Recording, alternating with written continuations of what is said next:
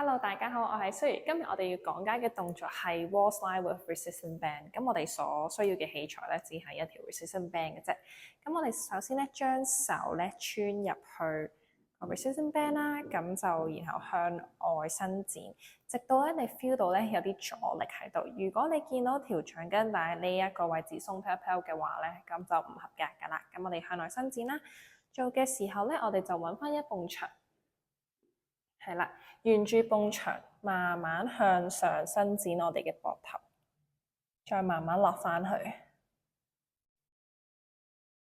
向上伸展，慢慢落返去，全程咧都要 feel 到咧我哋嘅橡筋帶啦，有一個阻力喺度嘅。